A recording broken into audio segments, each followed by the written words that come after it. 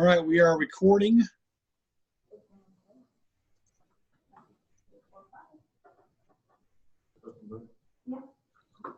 Are the class slides visible? Yeah. All right.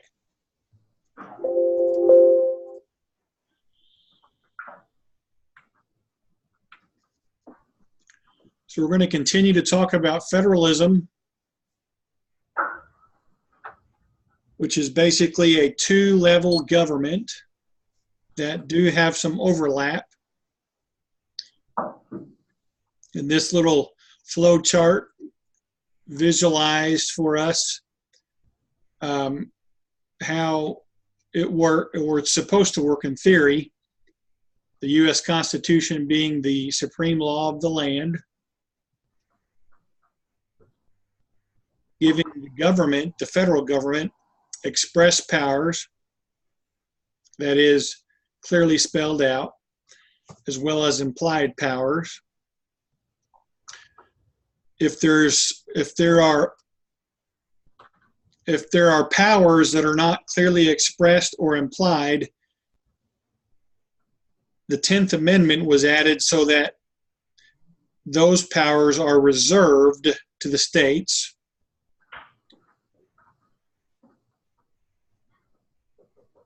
And then there is the implied powers as well. Found a better graph for the division of federal and state powers with their overlap or concurrent powers. So I think we're familiar with federalism being a two-level government. The remainder of Chapter 3 basically gives a historical overview of how federalism, or how the federalism in the United States has went through phases where it has morphed and changed. And so we're going to talk about that for the next 15-20 minutes.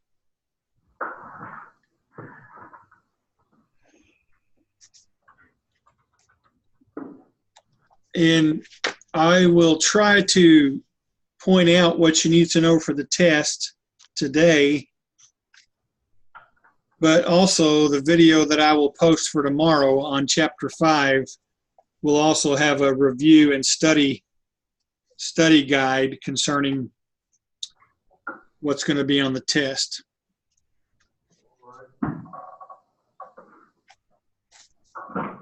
So our textbook, and this would be pages 69 through 90, basically puts the history of our federalism into three periods. Now,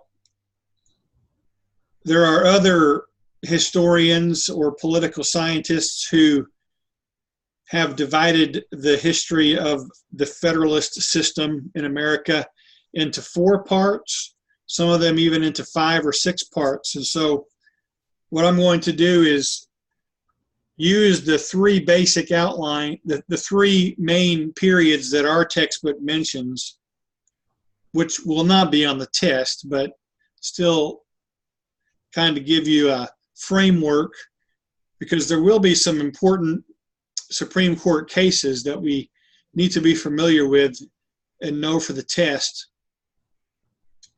So the first 75 to 80 years or so, this period is called an indestructible union.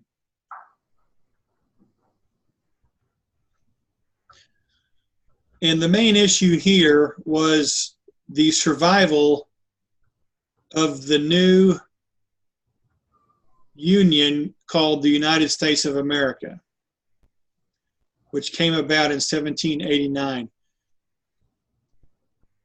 Because before we were a union of states, we were a federation of states under the Articles of Confederation, which really kept all the power with the states. There was really no national government except for a Congress. and they were very strongly tied to the state governments. Now we have, question? No. Okay. Now we have a union of the 13 states, and we have a constitution that has created a federalist system in which the federal government, the national government, is a stronger one. But the states have been accustomed to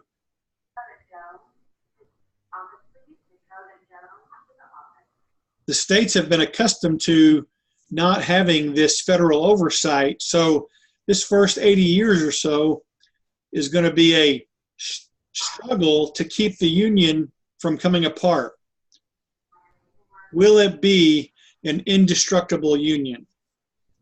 And so another way to describe this period is this was a period of state-centered federalism. The states still relished their sovereignty, and they would they would test the Constitution and the national government. Now, as we begin looking at these three periods, remember that as we start out in 1789, where state governments are still fairly powerful, from 1789 to present day, there's just a continual move to a stronger, more powerful federal government. That's the way it's going to go. So this period when we're first a nation is the period where we're still strongest as far as state sovereignty. There was a couple of court cases in this period that really began to lay down the groundwork for a strong nationalist mindset. One of them is McCulloch versus Maryland. And you will want to be familiar with this Supreme Court case. The issue was George Washington was president, and his Secretary of Treasury, Alexander Hamilton, wanted to establish a national bank. He felt like there were implied powers in the Constitution to allow for this. Thomas Jefferson was Washington's Secretary of State. He was against the national bank. He felt like a national bank was going outside the bounds of the Constitution. And he also believed that a national bank would be more conducive to the wealthy and would hurt the ordinary people of America. So this was the debate. Washington, being president, fell on the side of Hamilton. He was more of a nationalist, and eventually the nationalists won out. And so in 1791, our first national bank was established, and it was established for 20 years. It had a 20-year charter. It did last until 1811. And then in 1816, a second national bank was established. And this is where the court case of McCulloch and Maryland comes in. It was an 1819 court decision. So the Second National Bank is now 3 years old, and the state of Maryland has decided that they are going to tax the National Bank, the branch that is located in Maryland. So Maryland doesn't like there being a national bank. It hurts their state banks. And they're afraid that it's just going to lead to more and more national power. So the hope was, let's tax this national bank branch in Maryland, and the taxes will cause them to leave the state of Maryland. McCulloch was the one who was appointed over that branch in Maryland of the National Bank, and so that's why his name is on the court case, McCulloch versus Maryland. He refused to pay the taxes. So it came before the Supreme Court in 1819, and the Supreme Court ruled in favor of the National Bank. And they said that states do not have the right to tax the National Bank, and they went to that supremacy clause that the Constitution was the law of the land, and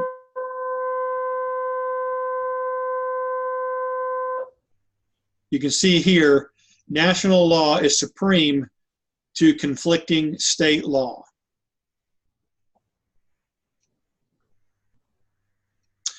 The justification was, if the federal government can tax and borrow money and regulate the commerce, then it could establish a bank, a national bank, in order to effectively do all of these things that are right here.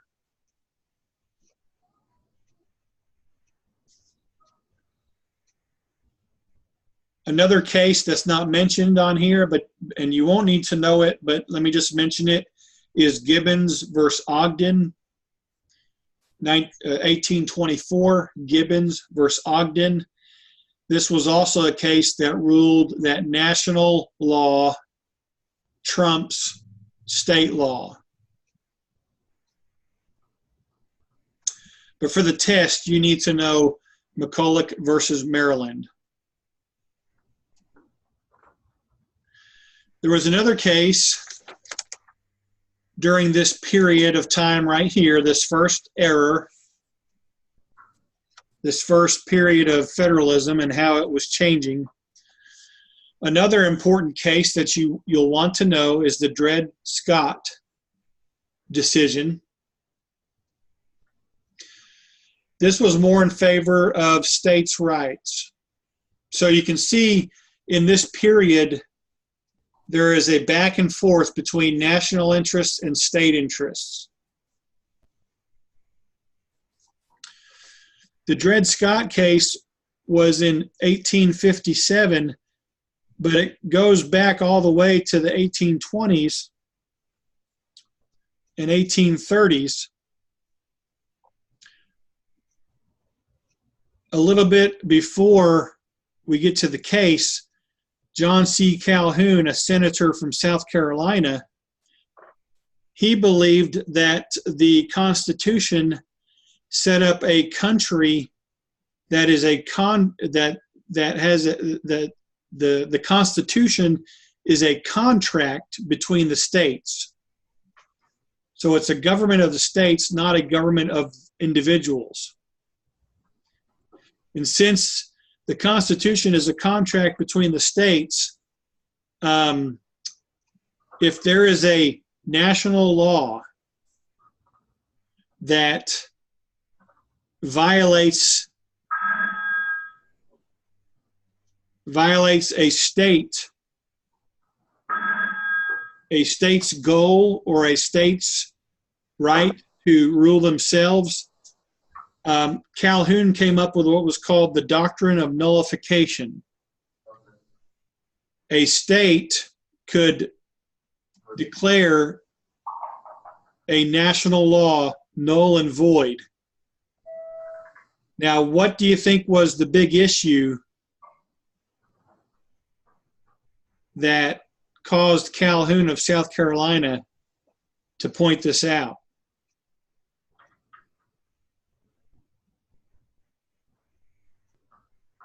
Think about the South really wanted to protect state rights. What was the key issue about state rights that the South wanted to protect? Slavery. Slavery, that's right. I mentioned before, so continue to remember that slavery was an issue well before the Civil War. It's been an issue since the founding of our country. The North versus the South, there's been tension there since the founding of our country. So the South still feared the North doing away with slavery. So Calhoun pushed his null and void doctrine. These were precursors to the Dred Scott case. Dred Scott was a slave who had lived in the North for 4 years. And while he was living in the North, his owner died. He had run away and escaped from the South. And so since his owner died, he wanted to go back and live where his family was. And so since he had run away illegally in the eyes of the Southern government, he went before the federal court to secure his citizenship since his master had died. And he had been living in a free state for 4 years. Well, in 1857, the Supreme Court, in favor of state rights,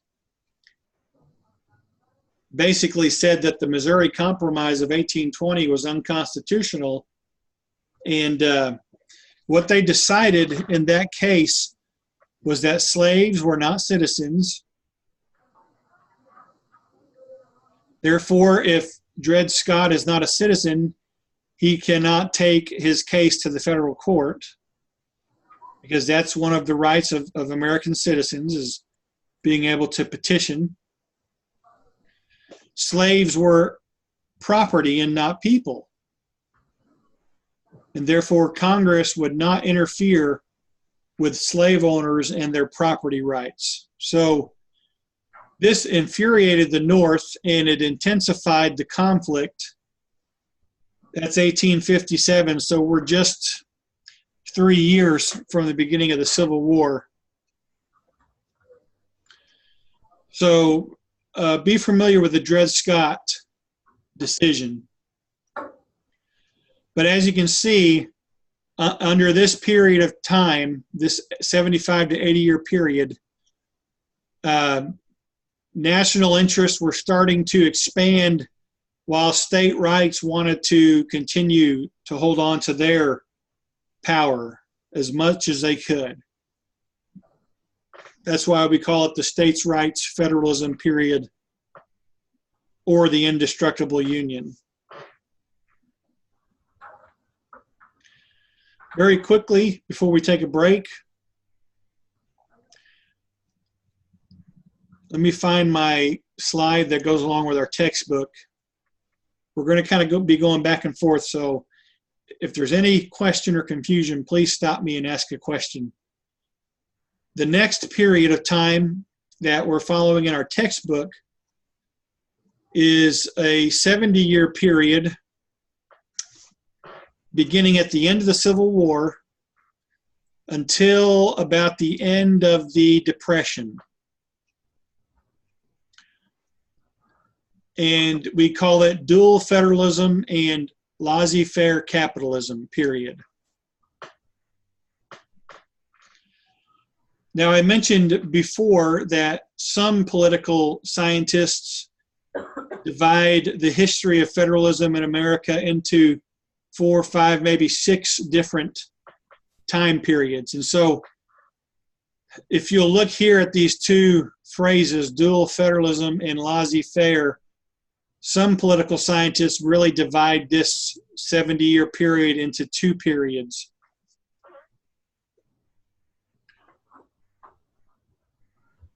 The dual period basically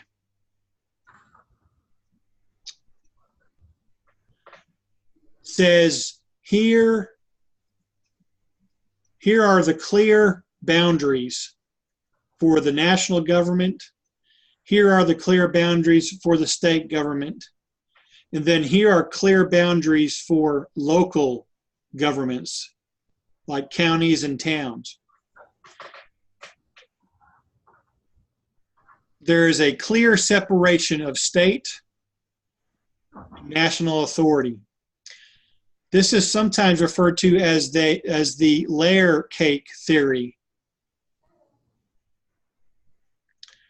Let me find my little, I must have passed it. Oh, there it is. They use an illustration of a cake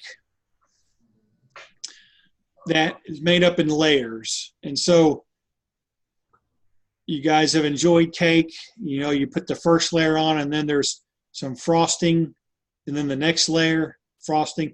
And so in this illustration, this bottom layer of cake would be like your counties and your towns. And then there's a clear boundary, which would be the frosting. And then the middle level is the state. And then your clear boundary, and then the federal government. And so in dual federalism, there's no mixing. So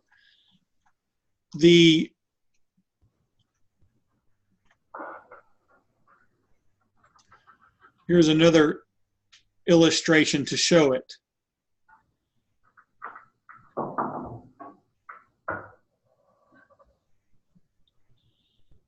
The federal has their enumerated powers, and they basically focus on things like national defense, foreign affairs, tariffs,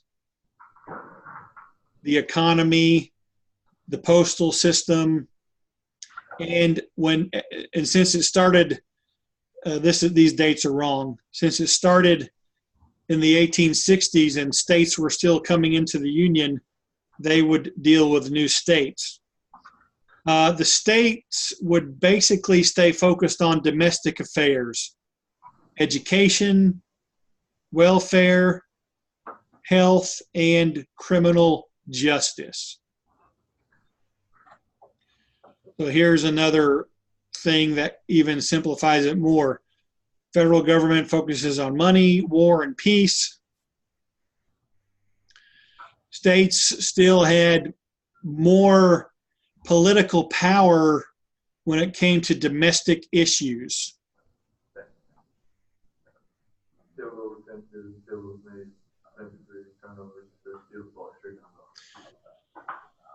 And even though the Civil War had been won by the North and you had the 13th and 14th Amendments ratified, 15th Amendments, the states, especially the southern states, remember, they still found ways to discriminate against African Americans with the Jim Crow laws and things like that. So there was still state supremacy and racial policy.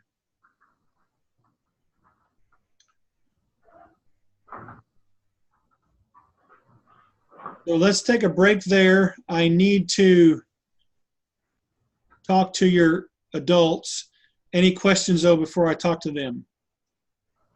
Yeah, are you going to put up the PowerPoint that you have today up on our Blackboard? Yeah, I'll put it up today. Okay. Yeah.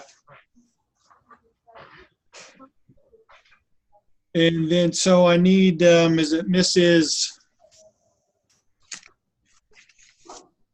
Hobson? Yeah, she's not here. Oh yeah, she's not here. Do you want me to go get another, like our principal maybe to come down here? Whoever's going to be there Friday, or can tell Mrs. Hobson. Okay, I'll go get I forgot your name, sir, at Arcoma. Coach Green. Coach Green. So you'll be here Friday with them? Yes, sir.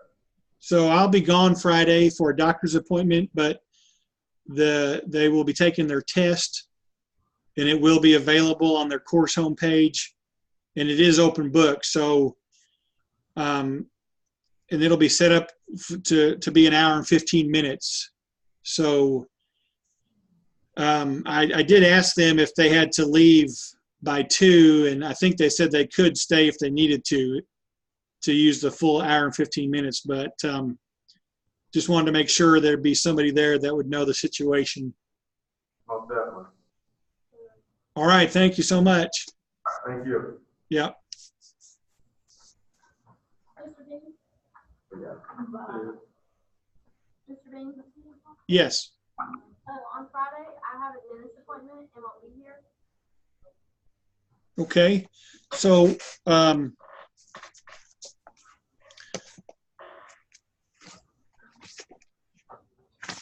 who's speaking there? Michaela Howery. Okay, Michaela. So,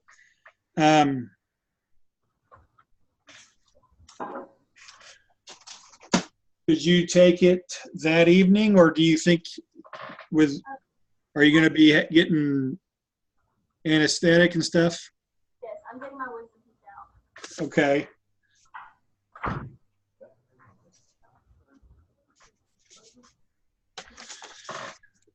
You think you'd be ready by Sunday to take it?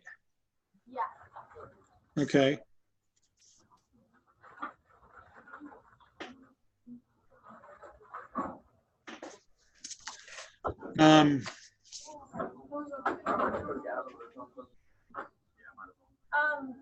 I went and talked to our principal, and he said that it's only like since nobody's here that I don't know. Like none of our supervisors are here. Just Ms. Hobson's not here yet. Okay, I'll just email Mrs. Hobson. Okay. Michaela, Sunday evening at 7, would that work?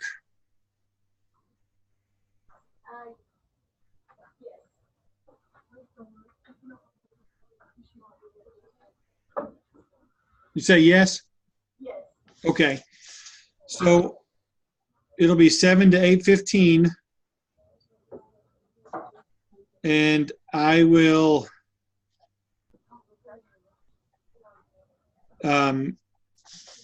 open it back up for you at that time. Okay, thank you.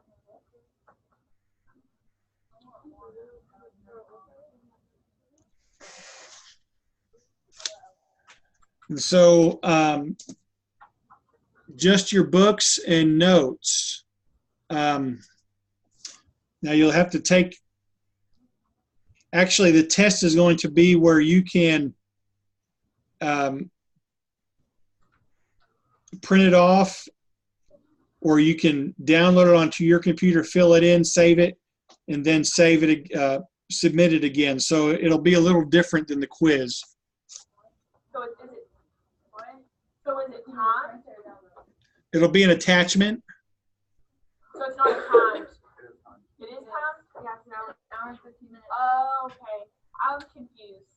Yeah, you'll still have to turn it in an hour and 15 minutes. Okay. Hey, are you giving us a study guide? Giving you what? Never mind, maybe that was my other card class, sorry. Okay. All right, I gotta pick up the pace here.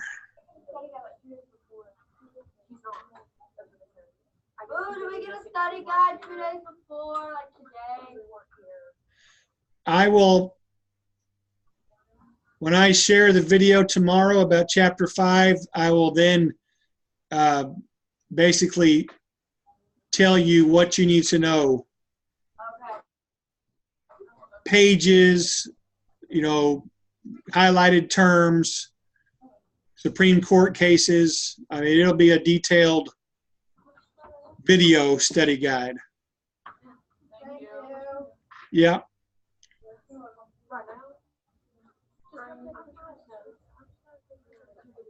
Okay.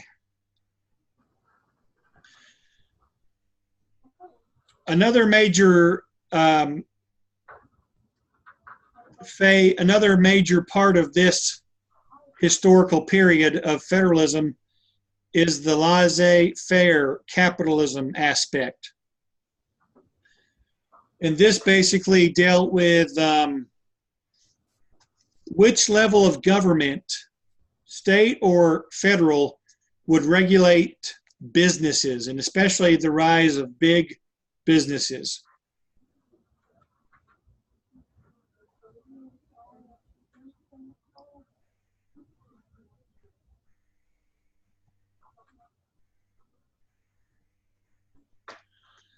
So several things happened during this period to really force our government to deal with this. The Industrial Revolution was really gaining steam. A national economy was really starting to develop and gel. In 1913, a federal income tax was established. 1913.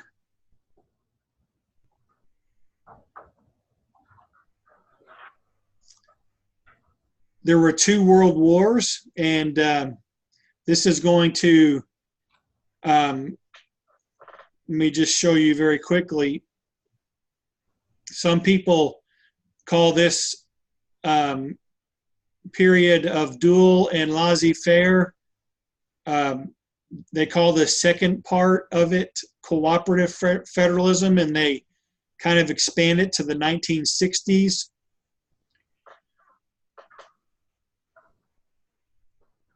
And so that would include World War II.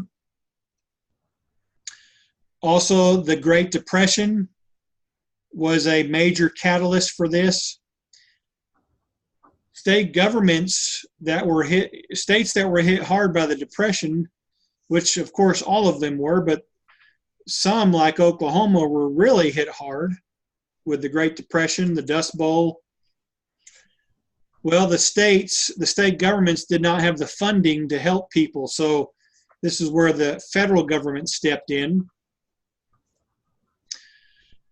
Specifically through FDR's New Deal.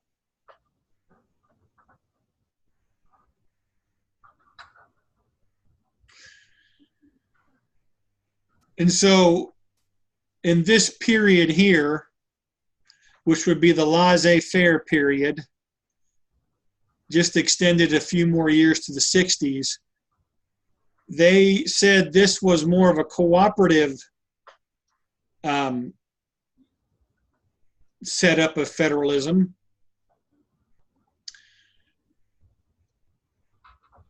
Miss Hobson's here. Hi, Mr. Bings. Hello. Are you going to be there till the end of class? Me?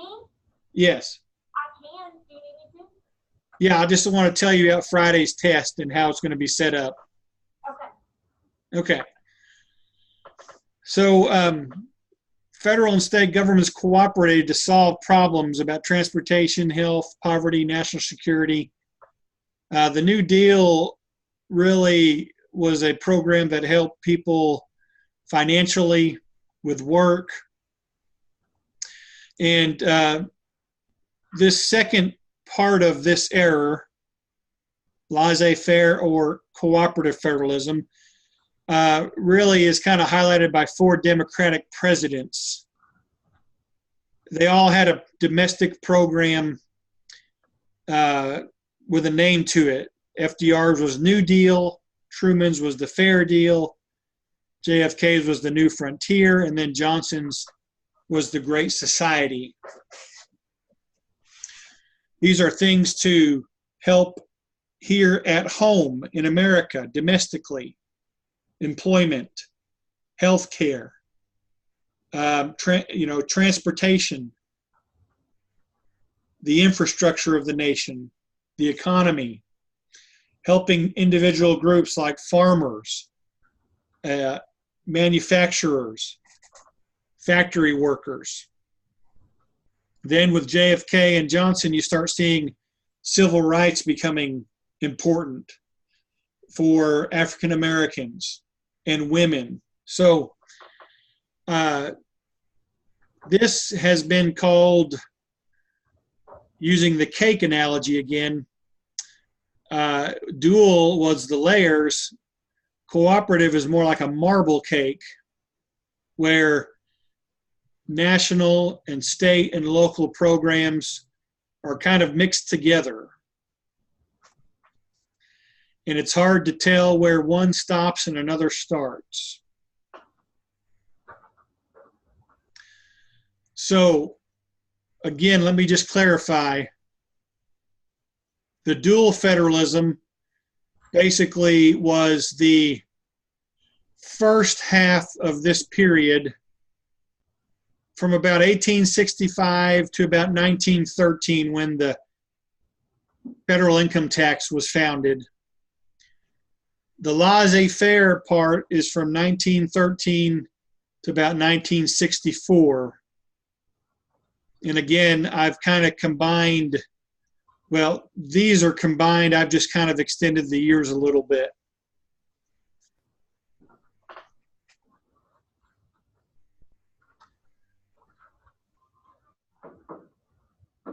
Any questions before we look at the third period that our textbook mentions? No. Contemporary federalism is what we've had since basically, I'm going to say 1964, when it was really, I would say, institutionalized with Johnson's Great Society. We can say that maybe it's, it started to really be fashioned in 37, but now again, you don't have to know these years, but from 64 on, you really have a great interdependency and a intergovernmental relationship between state and national. It begins by being cooperative, and it just more and more, the scales tip towards the national side being much more significant and powerful.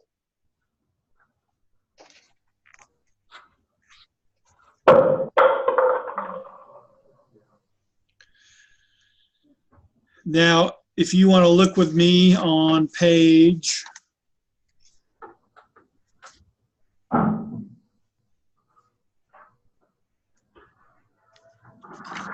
I'm sorry,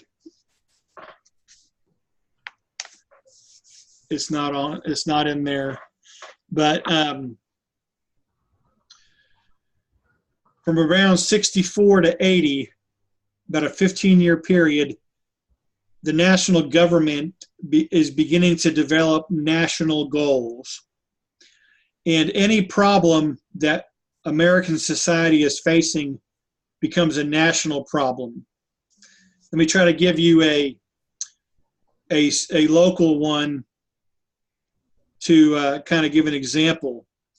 Up in the very far northeastern part of our state is a creek that runs right through Miami, Oklahoma, and it goes right through the campus of Northeastern A&M Junior College, called Tar Creek. Well, about 10 to 15 miles, kind of northeast, is a little town called Pitcher, Oklahoma, and it was a huge area for mining, zinc mining. And in digging out the earth for all of this zinc, they created these huge piles called chat piles. I mean, they're huge mounds. And I'm sorry, I believe it's lead, not zinc. But all this mining eventually caused zinc or the lead to seep into the Tar Creek.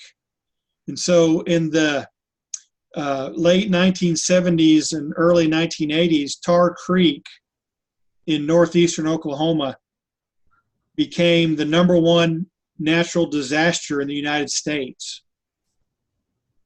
And so instead of just letting Oklahoma handle it, the federal government has stepped in, Environmental Protection Agency and things like that, to help clean that up. So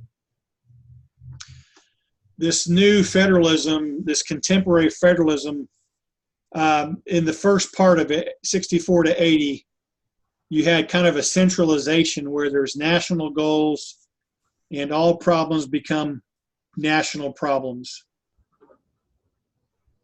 For a very brief period, you had what was called New Federalism. And even though Richard Nixon was the one who actually used that phrase, it was Ronald Reagan in the first half of his presidency, 1980 to 85, who really pushed this new federalism, which really was to try to slow down the growth of the federal government. You can go back and watch clips of Reagan while he was campaigning, while he was president, and you can hear him talk about how government is the problem. He would say, government cannot fix the problems, government is the problem. And so he was staunchly against big government and wanted to scale down the federal government and give more and more responsibility back to the state and local governments. That's also called devolution.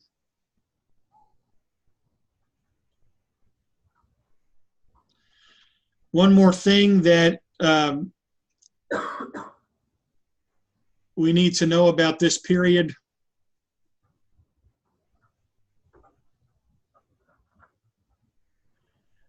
A 1985 Supreme Court case called Garcia versus San Antonio. And I do want you to know this one. Garcia versus San Antonio Metropolitan Transit Authority. And I know that's a lot of stuff. I'll have it on the study guide. In 1985, basically this court case said that there's really no division in the Constitution of powers between the nation and the states. Really, the states their only role in federalism is to elect the president and to elect members of Congress. This was huge because for almost 200 years, even though the federal government is getting bigger and gaining more power, governing leaders understood that we are a federalist system. There's two levels of government. There's specific powers for the national government and the state government. And then there's some powers that are shared. Well, this court ruling basically said, no, the states really don't have powers. The only role that they have, the only power they exercise is in electing the president and in electing their senators and representatives.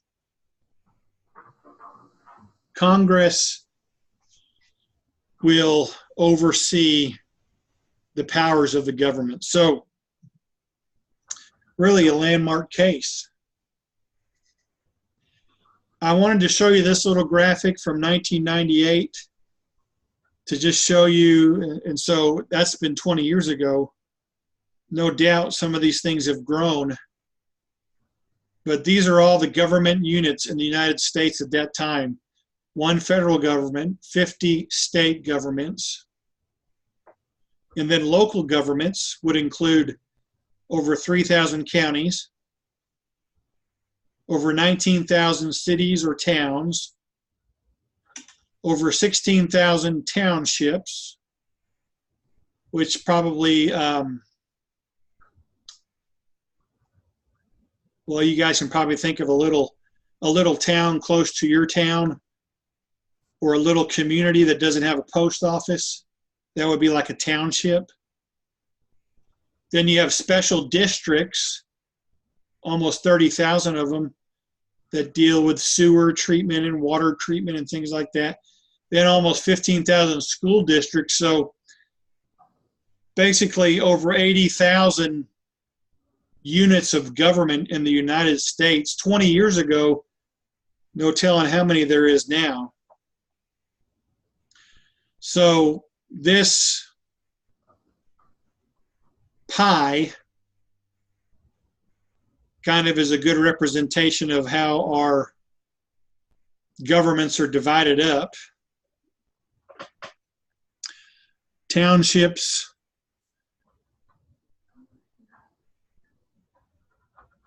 include 20%, municipalities 23%. So basically 43%, almost 50% of our government units are towns, cities, and small communities. And especially here in Oklahoma, we do not want federal government coming in and telling us how to run our town. And on the state level, there's been debate about the last few years about education. I don't know if either of you guys have done it, but our school, I think we're in our 3rd or 4th year of 4-day school weeks. Our kids get Fridays off. So when Governor Fallon was still in office, she said that had to stop in Oklahoma. That school, there was like 100 schools that had gone to 4-day weeks, and she was like, that's a black eye on our state. Well, really, it's not the state's decision. It's the local town's decision, the local school district's decision to do what they thought was best to have more funds.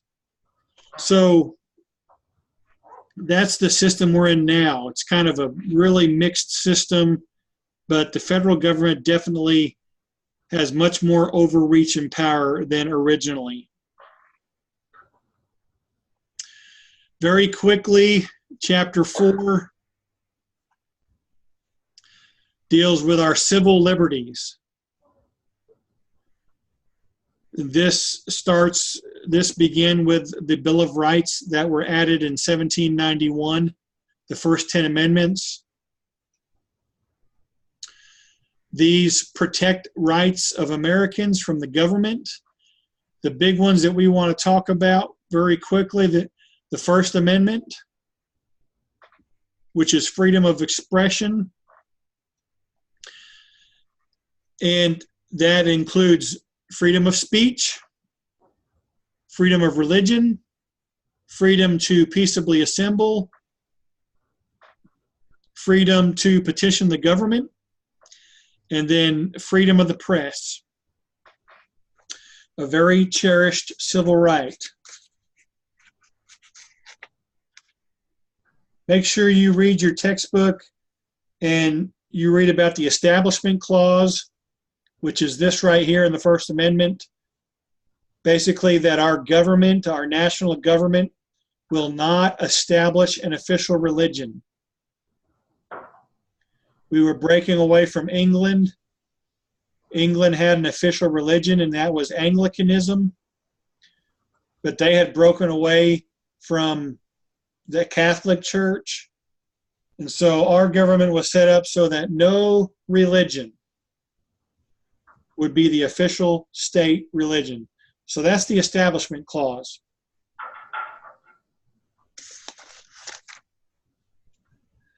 The Second Amendment's very important, and I did not get the slides done for that. I will, though, have those up today. But that's the right to bear arms. And like I mentioned last week, we're still seeing debates about gun control and the Second Amendment. Now, in the textbook, it mentions the right of privacy. And this basically is a right that's not one of the amendments, but after a Supreme Court case, the Supreme Court said that the right of privacy for American citizens is an implied right that is an underlying principle for all the Bill of Rights. So your religious beliefs, your personal opinions that you can express through your speech, your right, or whether or not you do or do not want to keep arms, your right to a fair trial, your right for your property where the government cannot come in and seize your property without a warrant. These all are undergird what the Supreme Court said was an implied right of the right of privacy. And this right had a huge effect in two major issues in our country: abortion and consensual sexual relations between same-sex adults. So I'm going to stop there. I'll cover the last two things mentioned in Chapter 4 along with Chapter 5 tomorrow. And I'll have that video. I'll try to have it posted by 3 in the afternoon. Any questions on today's material? I know we kind of sped through that, so make sure you read. Let me just tell you this. Make sure you take note of the highlighted words and phrases in Chapter 4 and 5. That'll be your key thing. All right, so I won't see you Friday. No class Monday for the holiday. We'll see you next Wednesday. All right, sir. Have a great week. And then I'll talk with Mrs. Hobson. Bye. Bye.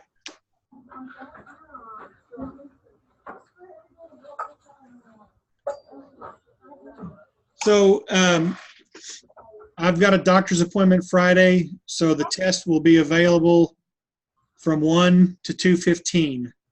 Okay. And I think they told me that if they needed that extra time, that they could stay for that long. Yes, we will make that happen. Okay. And so it will be open book, and they can use their notes. I know the test is online, so as best as possible, I don't want them using Google and Yahoo and stuff. I'll keep them off of that. Okay. All right. Thank you. All right. You have a good break, and we'll see you on Wednesday. Okay. You too. Thanks. All right, bye. Bye.